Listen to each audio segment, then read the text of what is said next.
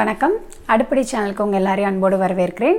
நம்ம எல்லாரும் மழை காலத்தில் ரொம்பவே விரும்பி சாப்பிடக்கூடிய வெங்காய பக்கோடா வீட்டிலே எப்படி ஈஸியாக செய்கிறது அப்படிங்கிறத பார்க்கலாம். வீடியோக்குள்ளே போகிறதுக்கு முன்னாடி சேனலை என்ன சப்ஸ்கிரைப் பண்ணாதவங்க சப்ஸ்கிரைப் பண்ணுங்கள். பக்கத்தில் இருக்க பெல் பட்டனை கிளிக் பண்ணிக்கோங்க. வாங்க எப்படி செய்கிறதுன்னு பார்க்கலாம்.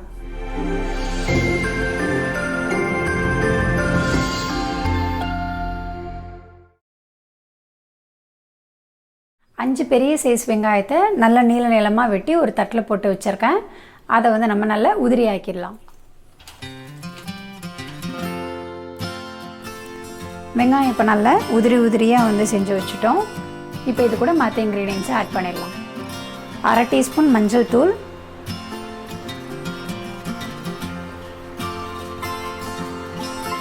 1 ஸ்பூன் மிளகாத்தூள்,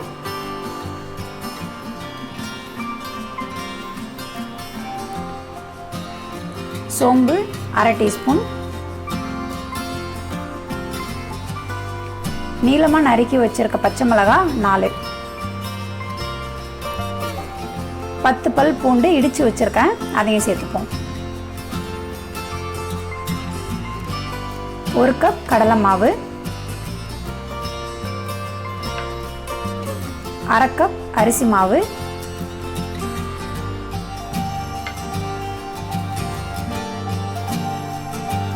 இது எல்லாத்துக்கும் தேவையான அளவு உப்பு சேர்த்துக்கலாம்.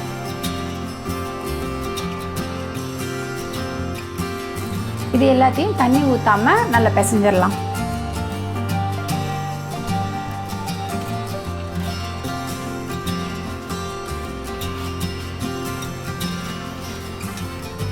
வெங்காயத்திலேருந்து வர தண்ணியே இதுக்கு சரியாக இருக்கும். நம்ம எக்ஸ்ட்ரா எதுவும் தண்ணி சேர்க்க வேண்டாம்.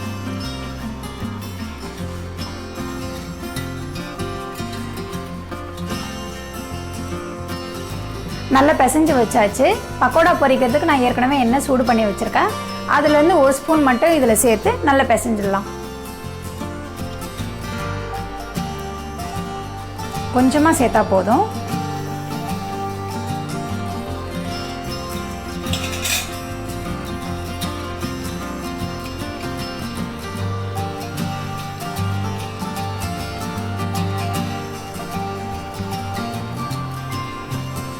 எண்ணெய் சேர்த்ததுக்கப்புறமா நல்லா பிசையணும். அப்போ தான் கடலை மாவும் ஆனியனும் நல்லா பிளெண்ட் ஆகும். அப்படி இல்லைன்னா கடலை மாவு தனியாகவும் ஆனியன் தனியாகவும் தான் இருக்கும். இந்த மாதிரி நல்லா எல்லாத்தையும் சேர்த்து நல்லா பிசையணும். நம்ம தண்ணி எதுவுமே சேர்க்கல. மாவும் வெங்காயமும் நல்லா பிளெண்ட் ஆகிடுச்சு. இப்போ பக்கோடாவை பொரிச்சு எடுத்துடலாம். ஆயில் டெம்பரேச்சர் நல்லா ஹையில் இருக்கணும். அப்போ தான் நல்லா கிறிஸ்பியாக வரும். இப்போ கொஞ்சம் கொஞ்சமாக நம்ம போட்டு பொரிச்சு எடுத்துடலாம்.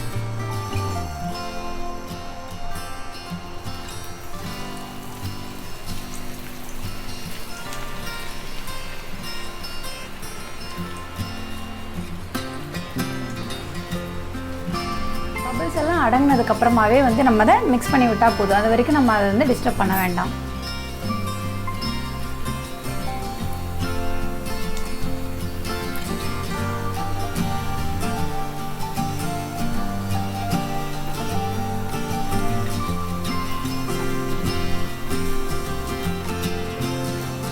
இந்த மாதிரி நல்ல கலர் வந்ததுக்கப்புறமா நம்ம எடுத்துடலாம்.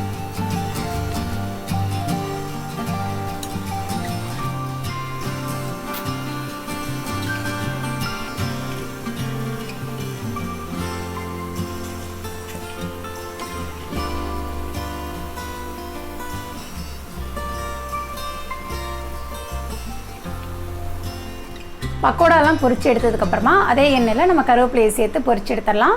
கருவேப்பிலையில் தண்ணி எதுவும் இல்லாத மாதிரி பார்த்துக்கோங்க. அப்படி தண்ணி எதுவும் இருந்ததுன்னா எண்ணெய் தெரிக்கும், பார்த்து.